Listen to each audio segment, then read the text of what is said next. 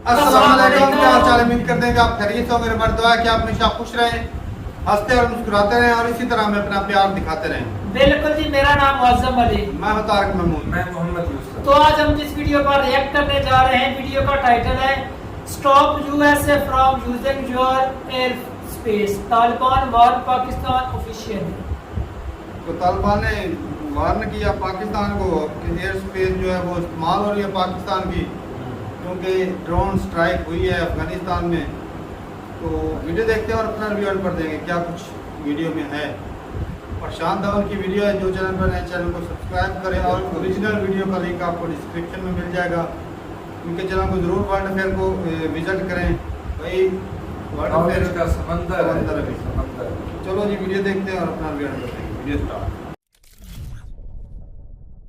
नमस्कार and welcome you world affairs. मैं हूं प्रशांत धवन। नाउ रिसेंटली हमने ये देखा है कि अफगानिस्तान में जो तालिबान है उसने पाकिस्तान की गवर्नमेंट पर एक बहुत ही बड़ा आरोप लगाया है। इन लोगों ने यहां पर यह कहा है कि आज भी यूएस लगातार पाकिस्तान का एयर स्पेस यूज कर रहा है अफगानिस्तान की बॉम्बिंग के लिए। बेसिकली इनके हिसाब से हो क्या रहा है कि यूएसए के एयरक्राफ्ट कैरियर अरेबियन सी में डिप्लॉयड होते हैं। वहां से यूएसए के जो ड्रोन्स हैं, मोस्ट प्रॉब्ली MQ-9 ड्रोन्स, ये रवाना होते हैं और उसके बाद अफगानिस्तान की बॉम्बिंग करके ये ड्रोन्स पाकिस्तान की धरती का जो एयर स्पेस है वो यूज़ करके वापस चले जाते हैं यूएस बेसिस में या फिर यूएस के एयरक्राफ्ट कैरियर में, इस तरीके से जैसे एनिमेशन में आप देख पाओगे। नाउ ऑफ कोर्स मुझे यहाँ पर ऐड करना पड़ेगा कि ये सब तालिबान के जो इनके सो कॉल्ड डिफेंस मिनिस्टर हैं उन्होंने ये स्टेटमेंट दी है। और आप देखोगे पूरे वर्ल्ड मीडिया ने इसको एक्सटेंसिवली कवर किया है, क्योंकि ये पहली बार है जब तालिबान ने पाकिस्तान की सरकार को कहा है कि ये लोग बिल्कुल बिना रोक टोक का एक्सेस दे रहे हैं यूएसए को अपने एयर स्पेस में। नाउ ऑब्वियसली पाकिस्तान की सरकार, इनकी मिलिट्री इनिशियली ये जो सारे आरोप है इसको रिजेक्ट ही करेगी और हुआ भी यहाँ पर यही। पाकिस्तान के विदेश मंत्रालय के स्पोक्स पर्सन ने यहाँ पर यह कहा कि अफगानिस्तान की मिनिस्टर ने जो भी यहाँ पर स्टेटमेंट्स दी हैं ये गलत है। पाकिस्तान ने किसी भी टाइप का एक्सेस यूएसए को नहीं दिया है अपने एयर स्पेस का। कोई भी यूएस का एयरक्राफ्ट या फिर ड्रोन पाकिस्तान के एयर स्पेस को यूज करके अफगानिस्तान की बॉम्बिंग नहीं कर रहा। अब यहाँ पे हो सकता है कि आप एक क्वेश्चन पूछे कि अचानक से अफगानिस्तान में जो तालिबान है ये पाकिस्तान के अगेंस्ट ये स्टेटमेंट क्यों देगा। मैं वैसे आपको ये बता दूं, यहाँ पर अफगानिस्तान के तालिबान ने ये स्टेटमेंट देकर अलकायदा को लिटरली एक डायरेक्शन दे दी है कि तुम्हारा जो अगला एनिमी है ये है पाकिस्तान की गवर्नमेंट। क्योंकि अब जो होने वाला है ना, इसके बारे में समझने के लिए आपको 1 महीने पहले जाना होगा। 1 महीने पहले आप सबको याद होगा कि अलकायदा का जो लीडर था अयमान जवाहिरी, इसको अफगानिस्तान की कैपिटल काबुल में एक ड्रोन स्ट्राइक से यूएसए ने मार दिया था। और यूएसए के प्रेसिडेंट जो बाइडेन ने उस वक्त दुनिया के सामने आकर एक पब्लिक एड्रेस में, लाइव पब्लिक एड्रेस में ये बताया कि अलकायदा का लीडर अफगानिस्तान में मारा जा चुका है। और ये अपने आप में एक बहुत बड़ी अकॉम्प्लिशमेंट थी। जवाहिरी की तलाश यूएसए कर रहा था 1998 से। इस पर $25 मिलियन का इनाम था।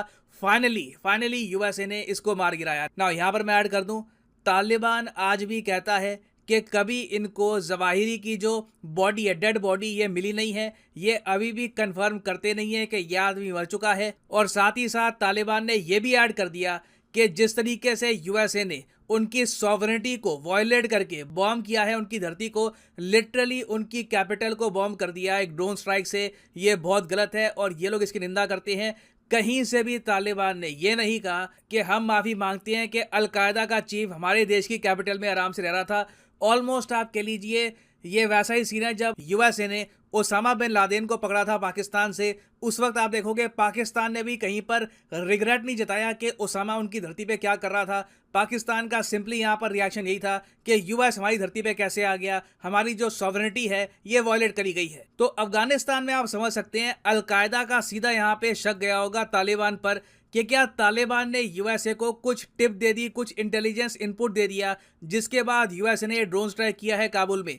तो डेफिनेटली तालिबान ने लिटरली अलकायदा को यहाँ पर यह कह दिया है कि एक्चुअली पाकिस्तान यूएस के साथ मिलकर ये ड्रोन स्ट्राइक्स करवा रहा है अफगानिस्तान में। और आपको बताओगा अफगानिस्तान में आईएसआई का काफी बड़ा इंटेलिजेंस नेटवर्क भी है। तो तालिबान ने लिटरली अलकायदा को यह कह दिया है कि पाकिस्तान ना सिर्फ अपना एयर स्पेस अपने जो मिलिट्री बेसिस हैं इनके 2 एयर बेसिस आप कह लीजिए, एक तो शमसी एयर बेस, उसके अलावा चकलाला एयर बेस, यहाँ पर आप देख पाओगे ये 2 जो एयर बेसिस हैं इनका एक्सेस दे रहा है यूएसए को, ताकि यूएस लगातार बॉम्बिंग कर पाए अफगानिस्तान की। और हाँ, मुझे यहाँ पर यह भी ऐड करना पड़ेगा कि तालिबान यहाँ पर जो बात कर रहा है ये कोई निराली बात नहीं है। इससे पहले भी हमने 2021 में यूएसए के जर्नलिस्ट की तरफ से काफी रिपोर्ट्स पढ़ी हैं, इस पर काफी आर्टिकल्स भी पब्लिश हुए हैं कि इवन दो यूएस मिलिट्री की बड़ी प्रेजेंस नहीं है पाकिस्तान में, मगर कहीं ना कहीं लगातार इनके एयर बेसेस यूएस यूज करता रहता है। ये इमरान खान के टाइम में भी हो रहा था और आज के समय भी हो रहा है। ऐसा नहीं है कि इमरान खान के टाइम में ये रुक गया था ना। अब आप मुझसे पूछोगे कि तालिबान की स्टेटमेंट देने के बाद आगे क्या होगा और पाकिस्तान यहाँ पे रिजेक्ट क्यों कर रहा है सारी स्टेटमेंट को। देखो, पाकिस्तान को सबसे बड़ा डर अब ये होगा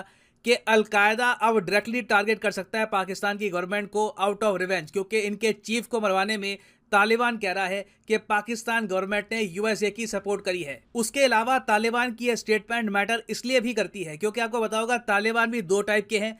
एक तो अफगानिस्तान में तालिबान जो राज कर रहा है अफगानिस्तान में, दूसरा एक पाकिस्तान का तालिबान भी है जो चाहता है कि पाकिस्तान की करंट गवर्नमेंट, इनका संविधान, इनकी जुडिशरी, जज वगैरह सबको हटाकर ये लोग यहाँ पर भी तालिबान रूल एस्टैब्लिश कर दे। तो बीच में क्या हुआ था कि अफगान तालिबान एक मीडिएटर बन गया था। इसने यहाँ पर कोशिश करी कि पाकिस्तान की सरकार और पाकिस्तान में जो तालिबान है उनके बीच में ये लोग एक बातचीत करवाएं ताकि फाइनली एक पीस डील हो पाए। मगर तालिबान की इस स्टेटमेंट से यह बात भी अब क्लियर हो चुकी है कि पाकिस्तान की सरकार, पाकिस्तान की मिलिट्री और पाकिस्तान के तालिबान के बीच में कोई पीस डील, कोई बातचीत नहीं हो पाएगी। अब पाकिस्तानी तालिबान भी अग्रेसिवली एक्ट करेगा पाकिस्तानी मिलिट्री के अगेंस्ट। और अब देखिए, पॉसिबिलिटी बहुत जरा बढ़ गई है कि पाकिस्तान में इन द नियर फ्यूचर बड़े आतंकवादी हमले हो सकते हैं। और देखिए, अभी मैं यहाँ पर यह भी ऐड करूंगा कि रिसेंटली जो फ्लड्स आए हैं पाकिस्तान में, उसकी वजह से ऑब्वियसली कई बिजनेसेस बर्बाद हो जाएंगे। लोकल लेवल पे जो इकोनॉमीज थी पाकिस्तान में, बलूचिस्तान के एरिया में या फिर सिंध में, ये बर्बाद हो जाएगी। उसकी वजह से कई और जो नौजवान लोग हैं ये आतंकवाद की तरफ चले जाएंगे। तो टेररिज्म एक मेजर चैलेंज बन के उभरने वाला है पाकिस्तान में। इंडियन पर्सपेक्टिव से आप अगर देखें तो हमारे लिए एक बड़ा डिसीजन अब ये होगा कि इन द फ्यूचर पाकिस्तान जो स्पोर्टिंग टूर्नामेंट होस्ट करेगा, क्या उन स्पोर्टिंग टूर्नामेंट में हम पार्टिसिपेट करेंगे या नहीं करेंगे। फॉर एग्जांपल, इंडिया में आज भी डिबेट हो रहा है कि एशिया कप 2023 जो होस्ट करेगा पाकिस्तान, क्या यहाँ पर हम अपनी क्रिकेट टीम भेजें या फिर ना भेजें। अभी आपको बताऊंगा एशिया कप 2022 जो है ये होस्ट कर रहा है यूनाइटेड अरब एमिरेट्स। अभी रिसेंटली आपको बताऊंगा इंडिया पाकिस्तान का मैच भी हुआ है वहां पर। तो इंडिया के सामने एक तो यहाँ पर ये क्वेश्चन है। उसके अलावा पॉसिबिलिटी अब ये भी है कि पाकिस्तान में जब आतंकवादी हमले बढ़ेंगे तभी ऑब्वियसली इंडिया पे आरोप लगाएंगे बार बार। और फाइनली इसका एक बहुत ही बड़ा नेगेटिव इंपैक्ट आप देखोगे सीपैक पर। चाइना की इन्वेस्टमेंट जो है पाकिस्तान में और ज़रा कम हो जाएगी, क्योंकि चाइना भी अब देखेगा कि ना सिर्फ पाकिस्तान तालिबान, अब अफगानिस्तान के तालिबान ने इवन अलकायदा का जो मुंह है ये भी कर दिया है पाकिस्तान की तरफ। तो in terms of internal security आने वाले 1 से लेकर 2 साल में आपको बता दूं पाकिस्तान के लिए बहुत ज्यादा चैलेंजिंग रहने वाले हैं। नाउ फाइनली मैं यहाँ पे आपसे पूछूंगा एक क्वेश्चन जिसका आंसर आप सब लोग करोगे कमेंट सेक्शन में। मैं इसका आंसर नहीं करने वाला। क्वेश्चन यहाँ पर यह है कि 300 मीटर लंबा अटल ब्रिज जो रिसेंटली बहुत न्यूज में था, इस पर आपने देखा होगा बहुत सी वीडियोस रिलीज करी गई हैं। ये आपके सामने वीडियो है खूबसूरत अटल ब्रिज की। It is a majestic bridge. तो आपको ये बताना है कि पीएम मोदी ने अटल ब्रिज जो ये इनॉग्रेट किया है ये किस स्टेट में इनॉग्रेट किया गया था। ये है यहाँ पे आपकी ऑप्शन, उत्तर प्रदेश, बिहार, गुजरात या फिर केरला। कमेंट सेक्शन में मैं चाहता हूँ आप सब लोग आंसर करें। सही आंसर मैं आपको नहीं दूंगा, जो लोग सही आंसर करेंगे उनकी कमेंट को मैं हार्ट दे दूंगा ताकि बाकी लोग भी समझ पाए कि सही आंसर क्या है। और फाइनली आप सब लोगों के लिए इंपॉर्टेंट इन्फॉर्मेशन, अनअकैडमी की जो 20% डिस्काउंट सेल है ये कुछ ही दिनों के लिए फिर से एक्टिव हुई है। अगली बार ये मोस्ट प्रॉब्ली 1 महीने बाद ही एक्टिव होगी। It will take a very long time. तो सभी कोर्सेज पर, चाहे एसएससी, यूपीएससी, बैंक, सभी कोर्सेज पर फ्लैट 20% डिस्काउंट चल रहा है। तो लेट्स से फॉर एग्जाम्पल आप प्रिपेयर कर रहे हैं फॉर यूपीएससी, तो वीडियो के कमेंट सेक्शन में जाओ, यहाँ पे आपको मिलेगी ये पिन कमेंट, यहाँ पे करो यूपीएससी के लिंक पर क्लिक और यहाँ पे आप परचेज कर पाओगे यूपीएससी का कोर्स फ्रॉम अनअकैडमी। और यहाँ पे आप देख पाओगे जो प्राइसेस लिखे हैं ना यहाँ पर। फॉर एग्जांपल लेट्स से आपको 36 महीने का जो कोर्स है ये परचेज करना है। अभी आप कॉलेज स्टूडेंट हो, टाइम है 1-2 साल का, आराम से आप रुक कर प्रिपेयर कर सकते हैं फॉर यूपीएससी। तो अगर आप 36 महीने का कोर्स परचेज करना चाहते हैं, जो प्राइसेस यहाँ पर लिखे हैं ये पे करने की जरूरत नहीं है। सिंपली यहाँ पर कोड डालिए PD10 and the prices will start falling और सिर्फ 2397 रुपीज पर मंथ में आप यूपीएससी की तैयारी कर सकते हैं while sitting at your home through an academy. So use the code PD10 and save money. So इसी नोट के साथ ये है वीडियो का अंत. Thank you for listening and as always, God bless you all.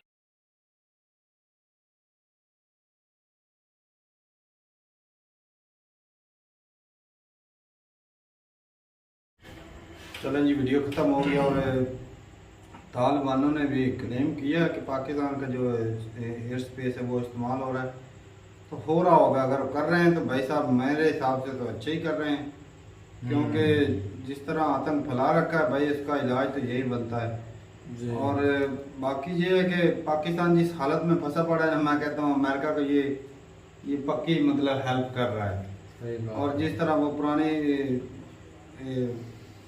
वो इमरान खान के दौर में भी बोलता रहा है एब्सोल्युटली नॉट, लेकिन ये चीज़ ये काम छुपा के होते रहे। लेकिन इमरान खान ने तालिबान को भी जो है बोला था 20 को भी मानो, ये भी तो है दोहरी गेम खेलता रहा है ना। यही तो प्रॉब्लम है पाकिस्तान की, धोखा देता है किसी को। सही बात, सारी जिंदगी मुशर्रफ धोखा देता है अमेरिका को उधर अमेरिका से पैसे लेता रहा है और इधर तालिबान को भी सपोर्ट करते रहे, सारा कुछ करते रहे।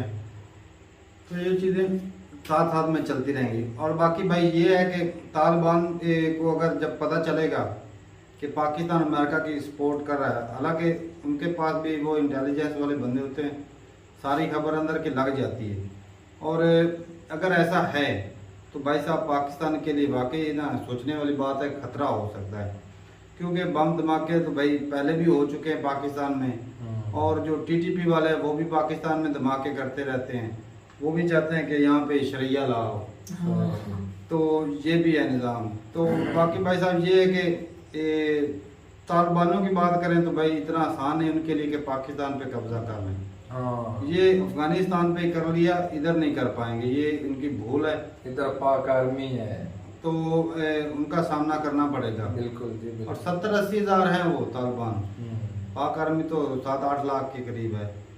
तो आर्मी होती है भाई, तालिबान चाहे जितना मर्जी स्ट्रॉन्ग हो, आर्मी होती है।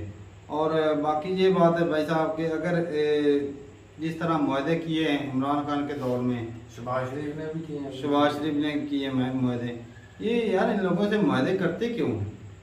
जो देश के लिए नुकसानदेह चीजें करते हैं, मुल्क की मफादात को सामने रखा जाता है। ये है कि उनका जब उन्होंने आर्मी के बंदे पकड़ लिए या पुलिस के अफसरान को पकड़ लिया तो मजबूरी बन जाती है ना भाई। अब बलोचिस्तान में कितने आर्मी के जो हेलीकॉप्टर क्रैश कर दिए थे, वो भी देखो जो आर्मी को माफी नहीं देता, उनको माफी देना हक बनता ही नहीं है। नहीं स्टेप तो सही लिया है ना, जो अमेरिका के साथ मिलकर इतने बड़े टारगेट किए उनके बड़े, ये अपना भी काम कर रहे हैं और उन्हें घास भी डाल रहे हैं। ऊपर से ये कि काम चल रहा है, ग्रे लिस्ट से भी तो निकलना है। हाँ, तो ठोकेंगे नहीं तो कैसे? अमेरिका का साथ देना पड़ेगा। ग्रे लिस्ट से अगर निकलना है तो कुछ ना कुछ तो पाकिस्तान को करना पड़ेगा जी। और IMF के पास भी जाना है भाई साहब, तो उसके लिए भी थोड़ा सा अपना पलड़ा था। तारक भाई पिछले दिनों हमने जो वीडियो देखी थी वो ड्रिल इकट्ठी करने जा रहे हैं इंडिया और पाकिस्तान तालिबान को टारगेट करने के लिए। अगर करें ना डेली इकट्ठी मिलकर और कंट्री भी साथ मिला रहे, तब जाकर इनका सफाया आसानी से हो जाएगा और ना थोड़ा टाइम लगेगा अगर मिलकर करें तो। सफाया जब तक भाई भूख और गरीबी रहेगी ना, ये कभी भी खत्म नहीं होगा।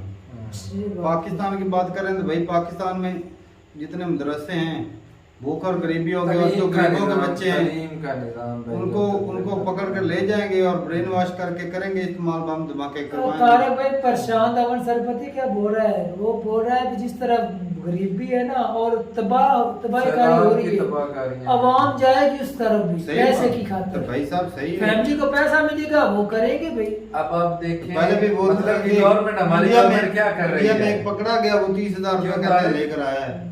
क्यों तारिक भाई? पैसे के लिए भी करते हैं।